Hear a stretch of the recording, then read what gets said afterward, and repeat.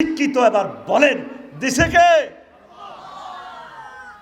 ইমাম মওদুদী রাহিমাহুল্লাহ তাআলার নিয়ে তুমি সমালোচনা করো। উনি কোথায় পড়ছে? কলেজের ছাত্র, দাড়ি কামাইছে। উনি সারা জিন্দিগিতে যা লিখে গেছে, তুমি সারা জিন্দিগিতে তোমার বাপদাদা মিলিয়েও তো এটা পড়ারও তো সুযোগ পাইবে না। কয় পৃষ্ঠা পড়ছি আমি আফসারি। উনি মহাগ্রন্থ আল কোরআনের তাফসির আগে দেখে নিও কোন স্টাইলে লিখছে তাফসিরটা। পুরো পলিটিক্যাল স্টাইলে খোলাফায়ে রাশেদার মানহাজটা তার তাফসির তুলে ধরছে। আরেকজন এরকম মহামানব ছিলেন সৈয়দ কুতুব শহীদ রহমতুল্লাহ আলাইহে, তাফসিরে ফি জিলালিল কোরআন রাজনৈতিক স্টাইলে লিখে গেছে।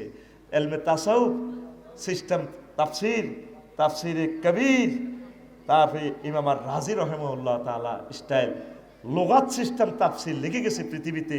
তাফসিরে কাশাফ কে? আল্লামা ইমাম জামাকশরী রহমাহুল্লাহ তাআলা। কোন জাতের মুসান্নিফ? তুমি পারো না 2 লাইন লিখবার লাই করো তুমি সমালোচনা, তোমারে বুঝাইব কে? তারপরে ইমাম বাস চোখ নাই, উনি সৌদি আরবের গ্র্যান্ড মুফতি, সুবহানাল্লাহ কয় না?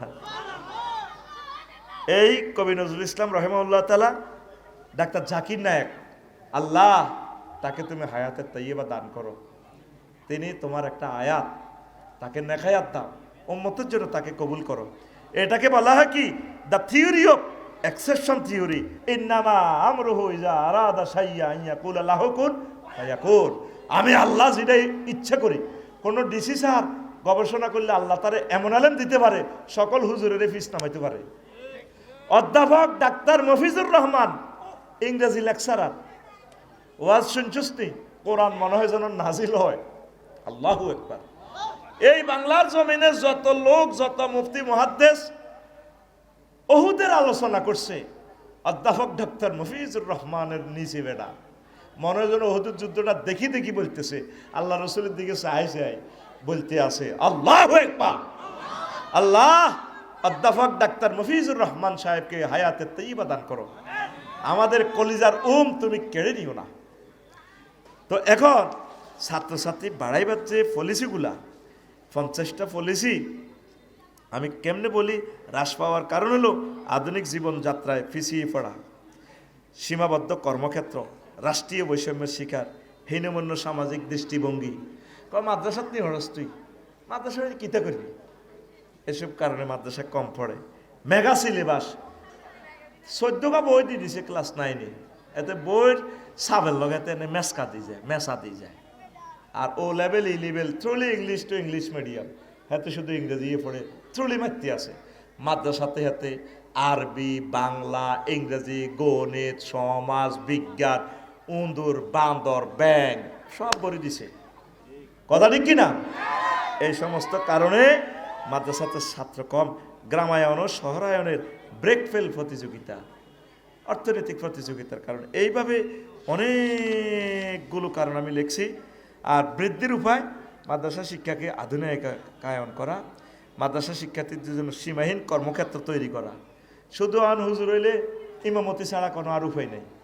তো তারা কেমনে কেন মাদ্রাসা পড়বে? আর কিছু টেকনিক কাজও শিখিয়েন, ড্রাইভার হইয়েন, এই হইয়েন, সে হইয়েন, কম্পিউটার শিখে মোটামুটি রিজিকের একটা রব্বানা আতিনা ফিদ দুনিয়াও শিখিয়েন। সংক্ষিপ্ত প্রাণবন্ত সিলেবাসের দরকার। কেমন? তারপরে মাদ্রাসা শিক্ষকদের নিজের অন্তত একজন সন্তানকে মাদ্রাসা পড়ানোর জন্য রাষ্ট্রীয় আইনে বাধ্য করা। মাদ্রাসা কমিটিতে আল্লাহওয়ালা লোক নিয়োগ করা। অনেক কমিটি মেম্বার মাদ্রাসা অফিসে বই সিগারেট খায়। কথা ঠিক কিনা? আমি নিজে দেখছি আমাদের এক মাদ্রাসা সিগারেট খায়।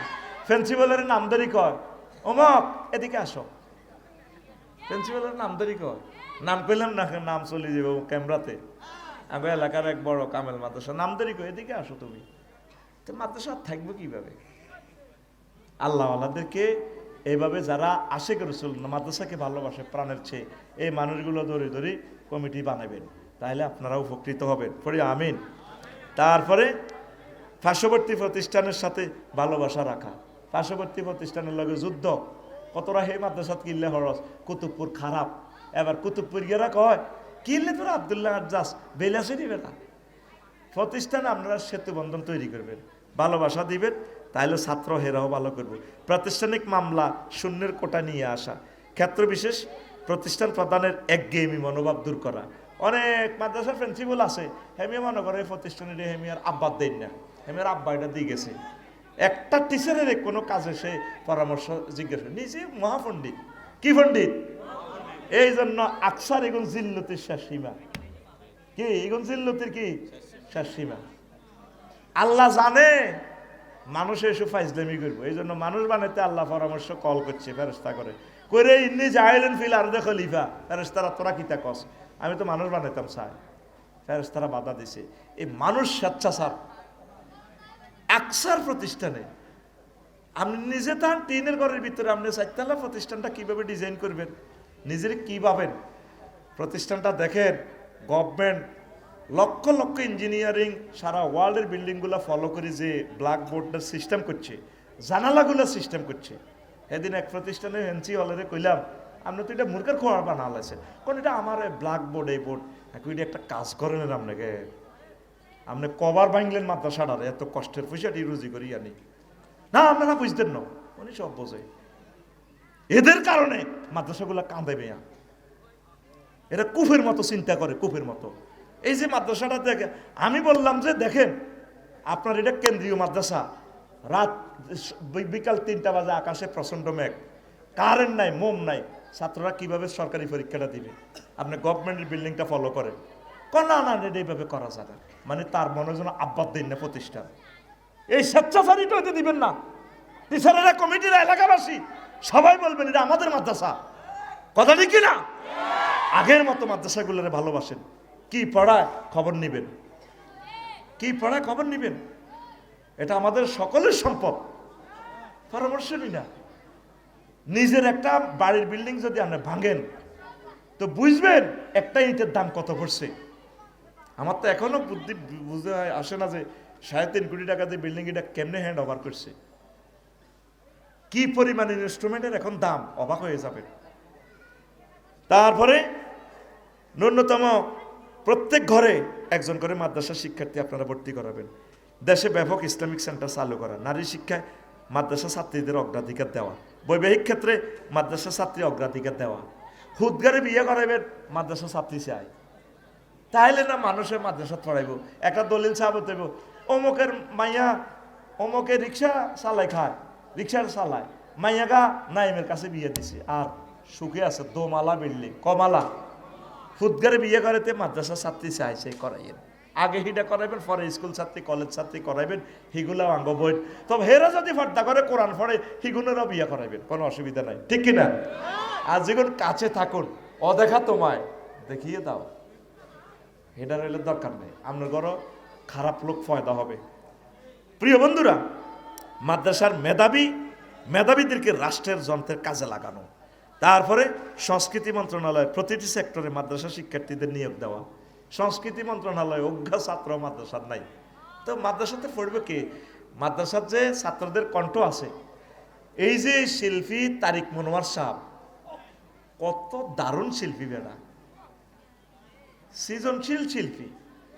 তুই একদিকে রুনালালা ইন্ডিকেশন থো বেড়া, আর আরেকদিকে শিল্পী তারিক মনোয়ারের শাড়ি দিস না, খেলাটা খেলি দেখ, বাদ্যযন্ত্র তারে নারে বাদ দিতেছে, গান আইতো না। আর মদিনার শিল্পীগুলা কিভাবে, ওবায়দুল্লাহ তারেক, আমার ভাই তো ইউনিভার্সিটি টিচার, কিন্তু এটা কেন তো লেখে না পার্ট টাইম, কি ড্যাফোডিল ইউনিভার্সিটি নাকি, আরে হ্যাঁ আলমানারাতে ইউনিভার্সিটি টিচার, খোদার কাটা গোরফাইন না, কিন্তু এটা লেয় না। আমার 10 টাকার মনে কষ্ট, কয় টাকা? উনি কিন্তু আলমানারাতে ইউনিভার্সিটি টিচার। মদিনার গানগুলা শিল্পী তারিক মোহাম্মদ মনোয়ার হোসেন, আল্লাহ তারিক মনোয়ার ভাইকে হায়াতে তাইয়্যিবা দান করো। আসেনি মাদ্রাসা শিক্ষার্থীর বেল আসেনি, আসেনি আল্লাহর রহমতে। এবারে যে র্যাটস কোর্সে একটা কি হয়েছিল, অনুষ্ঠান হয়েছিল, 7 দফা কর্মসূচি দেখছো তুই, সাইমন শিল্পী গোষ্ঠীগুলা কি সুরের পিক আপ দিয়া গানে গানে, কথা কয় না, কিসে কিসে। তাইলে মাদ্রাসা স্টুডেন্টদেরকে সিনেমা হলে নিলে, শিল্পকলা একাডেমিতে নিয়োগ দিলে, আমার মনে হয় যেন লাড়া কম খাওয়াইতে পারবে না। সুবহানাল্লাহ, লিল্লাহি তাকবীর। আল্লাহর রাসূল সাল্লাল্লাহু আলাইহি সাল্লামের মসজিদটাই তো ছিল সর্বশ্রেষ্ঠ সিনেমা হল। হাসান বিন সাবেত রাদিয়াল্লাহু তাআলা আনহুর জন্য মঞ্চ তৈরি করে দিছে, শিল্প সংস্কৃতি চালাও। গোল একটা দিয়ে মোরসালিন 2 কোটি টাকা, আর ছাত্ররা মাদ্রাসার ছাত্র 228 রাষ্ট্রকে পেছনে ফেলে কোটি কোটি টাকা নিয়ে আসে বাংলাদেশের রেমিটেন্স, তারে একটা ফুলের মালা দিতে পারেন না। আপনার বিবেকে কুত্তা পেশাব করছে মিয়া, কথা ঠিক কিনা? আবার হাসবে ওহির রঙে এই বাংলার জমিন, সেদিন বেশি দূরে নয়। কেন তাকে গণভবনে সংবর্ধনা দেন না? সে তো রেমিটেন্স নিয়ে আসছে, আর আপনি রাষ্ট্রীয় কোষাগার থেকে খরচ করে দিচ্ছেন, কথা ঠিক কিনা? আর কে নাকি 7টা গোল দেয় তারে বাড়ি করে দেন। মাদ্রাসার ছাত্রদেরকে কি দিলেন? এই বৈষম্য একদিন থাকবে না ইনশাআল্লাহ। তোমরা জেগে উঠো, আবার হুঙ্কার দাও ইনশাআল্লাহ তাআলা। প্রিয় বন্ধুরা, এভাবে 50টা সুপারিশ আমি লিখেছি। অল্প কয়েকটা প্রশ্নের জবাব আমি দিয়ে দিচ্ছি।